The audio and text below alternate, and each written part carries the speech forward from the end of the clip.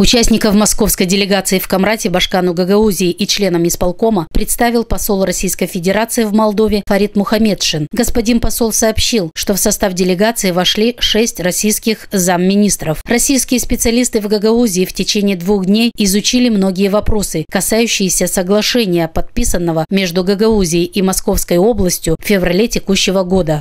У нас в Гагаузию с 2-дневным визитом прибыла делегация из Московской области, правительство Московской области, достаточно представительная, представлены профильные министерства Московской области, правительство, здравоохранения, это образование, это культуры, а также министерство, курирующее сельскохозяйственный сектор, экономика, инвестиции, инновации, а также торгово-промышленная палата. После официальной встречи господин посол Российской Федерации в Молдове Фарид Мухамедшин вручил Совету старейшин Гагаузии инвалидные коляски, слуховые аппараты и другие предметы гуманитарной помощи.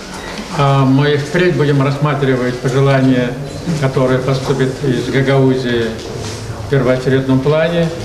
Спасибо Совет старейшин, который смотрит за этим, находит людей, которые нуждаются, люди скромные, не каждый может обратиться.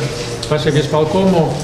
Таким образом, мы начинаем такую гуманитарную помощь вот в этой сфере. Башкан Гагаузии Ирина Влах поблагодарила российских коллег за оказанную гуманитарную помощь и выразила надежду, что такое сотрудничество будет продолжено еще множеством совместных проектов. Мы приняли решение о том, чтобы Совет старейшин отобрал группу людей, и одновременно Управление здравоохранения тоже отобрало людей, у кого есть проблема со слухом, с давлением и кому необходимы коляски.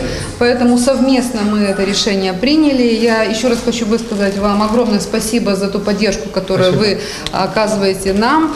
Руководство Гагаузии подготовило целую комплексную программу по визиту московской делегации в автономию. Российские коллеги посетили все работающие предприятия региона, ознакомились с социальными и культурными объектами, экономическими агентами. Итогом данного визита, по словам местных чиновников, будет привлечение российской инвестиции в народное хозяйство нашего края и разблокирование экспорта сельскохозяйственной и винодельческой продукции на рынке России.